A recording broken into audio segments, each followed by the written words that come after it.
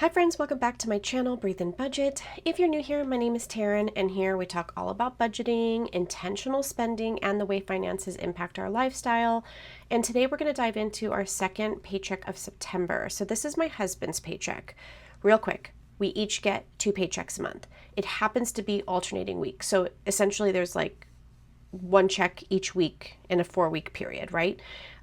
We both contribute to fixed expenses for whatever bills land in that week, and then any money left over goes towards our sinking funds. So we are both equally contributing. So now let's dive into this. My husband's check came out to $2,731, and then we also pulled $145 from our water bill sinking fund. We were putting $20 every paycheck towards that envelope so that when the bill generates, which it's not a monthly bill, it's a bi-monthly bill, we would be ready for it. So I pulled 145 and that went to the bank on the same bank trip that I took to withdraw the money. So it wasn't like an unnecessary extra trip to the bank, okay? So with his paycheck and that 145, that gives us a total of $2,876 of income for this week. This paycheck covers quite a few bills. So our water bill, solar panels, Kindle Unlimited, our Peloton subscription, Google Photos, Spectrum, which is our internet because we don't have cable, the gas company, and then we're going to replace that $155 that we borrowed from our checking account cushion last week. And that leaves us with $2,141. From here, we're setting aside $617 for both groceries and gasoline, $175 for personal spending, and that leaves us with $1,349 for sinking funds. So now let's talk about why I consider these high priority. We own several vehicles. So setting aside money for basic maintenance is non-negotiable. Things like tires, oil changes, windshield wipers, these expenses are definitely inevitable. So why wait until you suddenly need new tires to scramble for money? The reality is the average American can't afford an $1,000 emergency right now, and that needs to change. By saving a little bit consistently, we can be prepared. So for vehicles, we also save for things like registration, roadside assistance, insurance, and cosmetic maintenance. So to me, keeping our cars looking good matters because if and when we do a private sale, the car's looking really good, right? And then we take the same approach with our house. So like home ownership comes with its own upkeep, and it's a plethora of unexpected expenses, to say the least. So we save for basic maintenance and repairs, and we do currently have over $5,000 in a high yield savings account for bigger repairs for both the house and also for our cars, and that's earning interest. And so now we're focusing on keeping up with the smaller, like routine expenses. We also save for earthquake insurance. We're in California, so the big one is always a possibility. On top of that, we have a home warranty with American Home Shield, which covers our AC, electronics, things like that. And then we do pest control. We live in a very rural part. We get all sorts of critters that I just don't want in my home. Like River has been stung by a scorpion in our house. So pest control is super important, and we're on a septic system, so we do need to prepare to have that pumped every couple years. And then yard upkeep. We have more than a half-acre property, which I know is huge for some, and then there's some people that are sitting on 5-10 acres. But for us, it's a very large property. We came from, apartment living prior to that, so yeah, it's hard.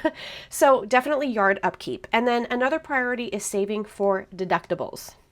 Yeah, most people don't think about this, but if you had to file a claim, whether it be for your car or your home, do you have the deductible ready? Yeah, so I'm working on setting aside enough to cover every deductible we might face. And lastly, we fund our home improvement envelope because for me, that's about investing into things that actually make our house more functional and efficient. So to me, it is an investment, but it's well worth it. And then after we fund all of these sinking funds, we do have $80 left, and that's going straight into our 2 main savings challenges, the 52-week savings challenge and the bookmark savings challenge. And that brings us back to a perfect zero-based budget. Every dollar knows exactly where it needs to go, and I can't tell you how good that feels to be prepared for both the expected and the unexpected. So now let's cash stuff.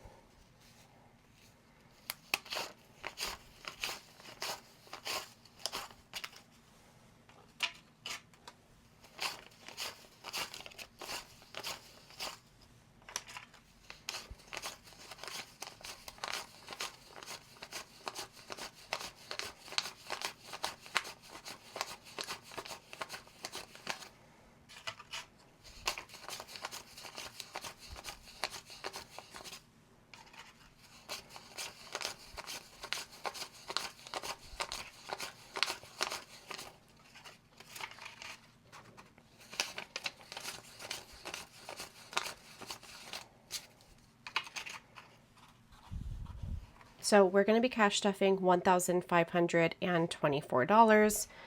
And like last week, I am going to set up the same way.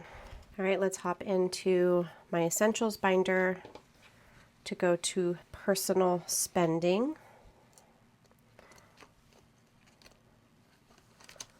All right, so the $75 from last week, I did not touch, so I'm going to go ahead and put that towards savings challenges. So I'm going to set that aside. So I know most videos someone asks about this, but taking out the money, the actual physical act of taking that money out and replacing it, seeing that I was able to refrain from spending it, is just a way of reinforcing the act of saving versus just taking that 75 and putting it to savings. Like never routing it here, giving myself the opportunity to say no throughout the week, and then putting it towards savings challenges. So that's my way of thinking about it. 3, 4, 5. So we're going to go ahead and put another $75. 1, 2, 3, 4, 5, 6, 7, 8. 1, 2, 3. Not very nice 10s this week. It's all right. All right, so again, we'll challenge myself to not spend it. Then we're going to go ahead and add 100 for my husband. He still has his 100.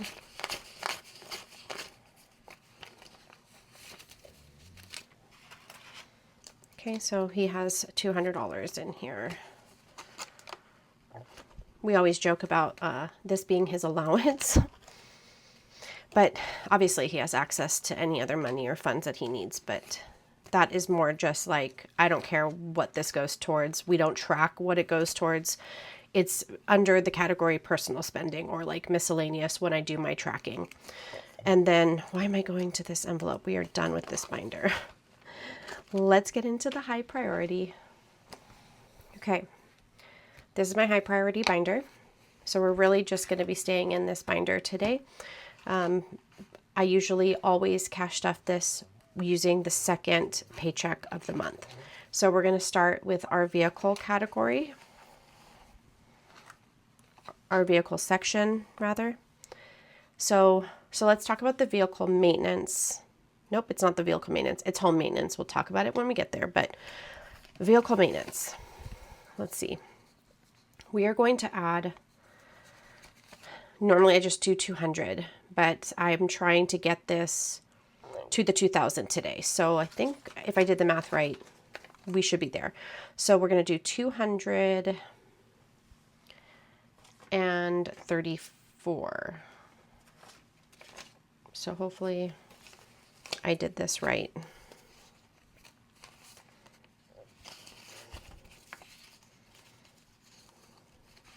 Some of these are prop bills because I do like to physically see here how much I have in this category between the high yield savings account and in cash.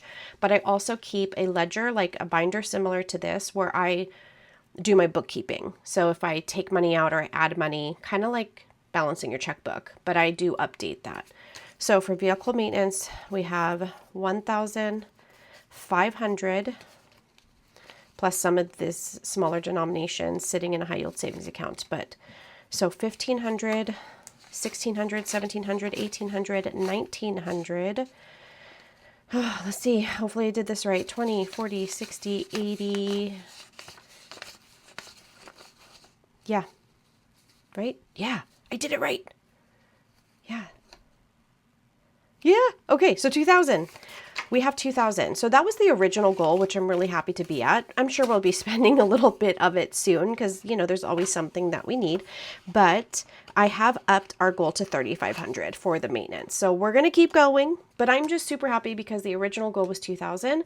We had almost gotten there and then I needed work done on my car, then it brought us back down, and that happens. But we've been able to at least get to the 2,000 before something else happens. So I'm so proud of myself. All right, vehicle registration. This is going to be $60. So I just did a 50 and a 10. Nope, I'm about to make a mistake. Y'all, I just pulled this 20, right? Oh my God, I hope that's what I just did. I'm trying to do only 60. I hope I caught myself. So 100, 200, 320, 330, 340, 350, 362. 362 for vehicle registration. We need a little bit over, I would say like about 1,000, maybe 1,100 for all the cars. So I just take the amount that I know that we need or think that we need. I like kind of overestimate. I divide that by however many months we have to save, and that's generally how much I put in each month. Sometimes I will increase it, sometimes I will decrease if I need to fund something else, but then I'll, double up again the next month. Roadside assistance, this is getting $10. So now it has 50, 70, 90, 100, and 30. And then Allstate Insurance is going to get 30.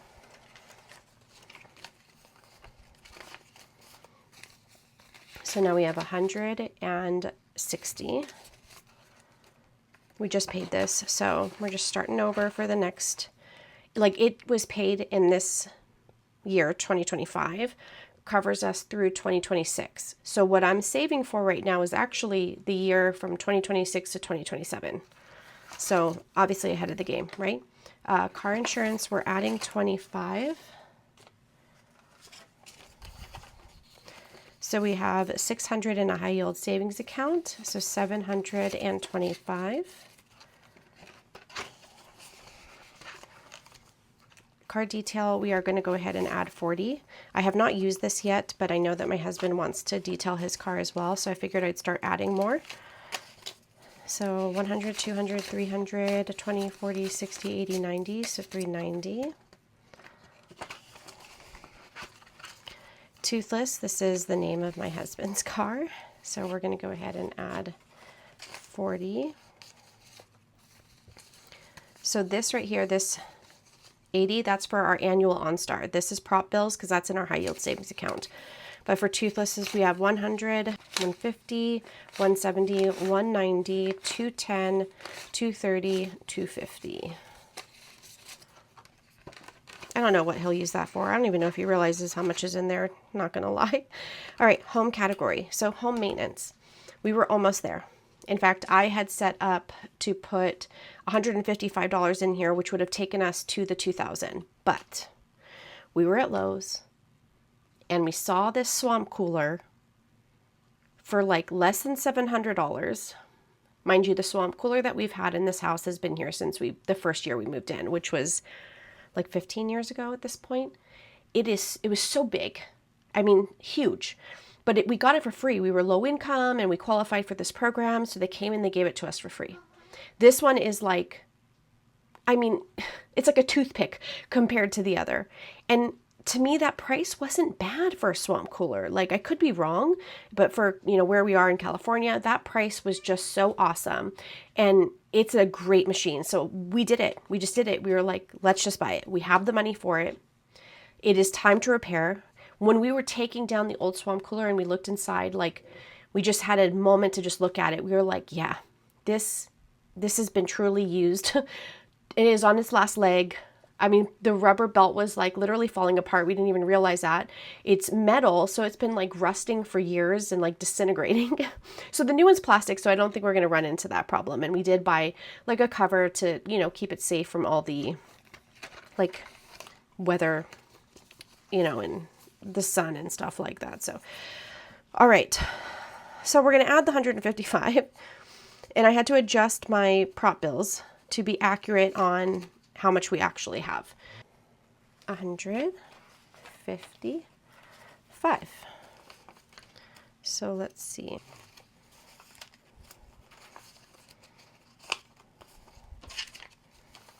Okay. So 500, 600, 700, 800, 900, 1,000, 1,100, 1,200, 1,220, 1,230, 1,241. So $1,241. So yeah, we are definitely not at the 2,000 yet, but I am not mad about it.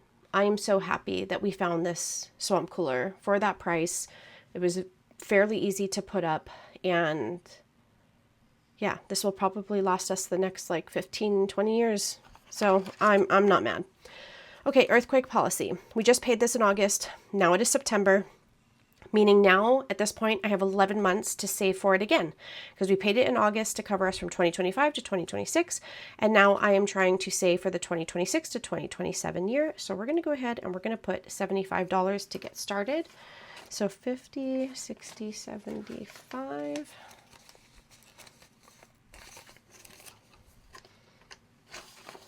It's about $908 it was this time, I think. Yeah, $908 for the year. Definitely worth it in case something did happen to be covered for the earthquakes that could possibly happen. $30 to home warranty. So we just did a 20 and a 10. So we have 100, 20, 40, 60, 70, 80, 180 in home warranty. I pay for this annually, so that's why I save it this way. It's not like a monthly bill. Like, I just like to pay them up front for the whole year, and then I save for it throughout the year. Pest control, we're going to go ahead and add 50, so I just did a $50 bill. Okay, so we now have 100, 200, and 30. Ring alarm is fully funded. That'll be due in January of next year. Septic, we're going to go ahead and add $20. So we have 144.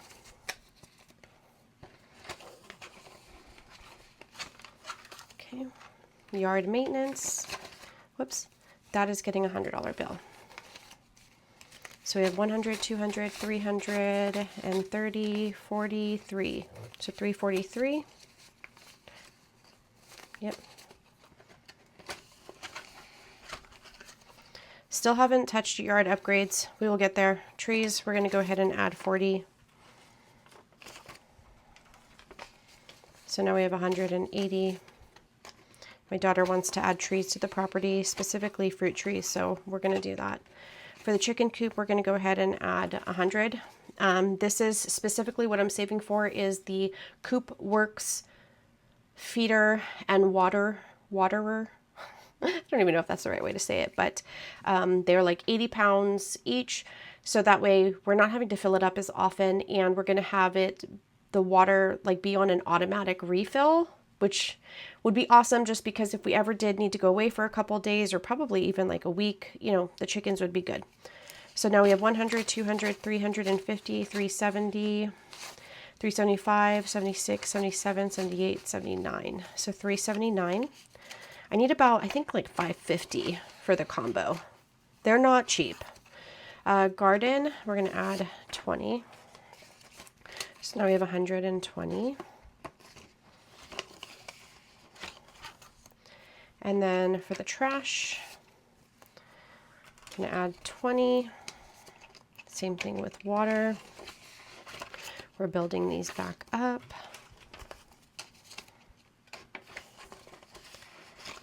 And then I don't think, yeah, we're skipping Edison this week.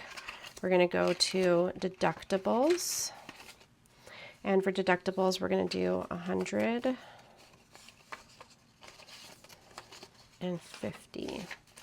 Okay, so we have 500 in a high yield savings account. So 600, 700, 800, 900, 1,000, 1,100, 1,200, $1,300. $1,300. So like for one of our vehicles, deductible would be like $500.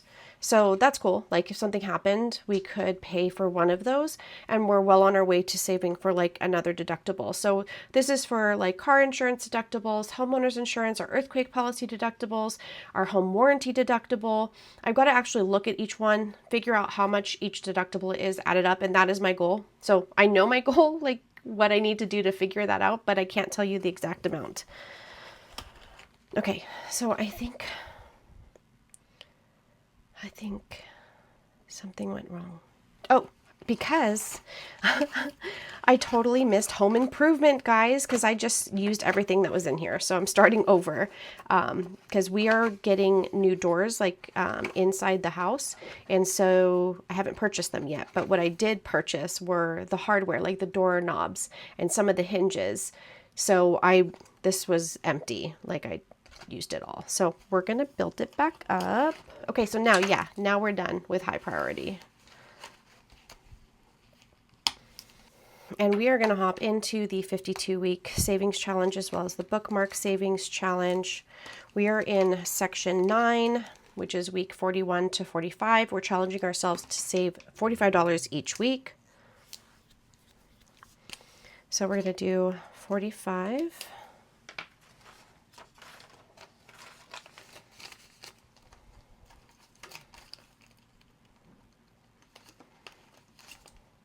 Wait, why am I putting it in that envelope? Y'all, I've lost my mind. And it's really late right now. And I have to be up really early, so I should probably go to sleep. And then 35 left over for the bookmark savings challenge. 20, 35. So I actually didn't make a mistake this week, so that's awesome.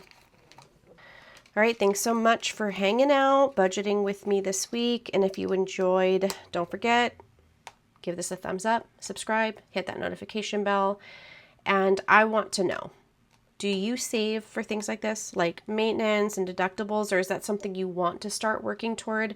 Sometimes I get comments that I have like way too many categories and way too many binders, but in reality, if you really look at the things that I'm saving for, are these not expenses that are pretty much inevitable? Isn't it better to just be prepared? Yeah, that's what I thought. So until next time, don't forget to breathe, and I'll catch you in the next video.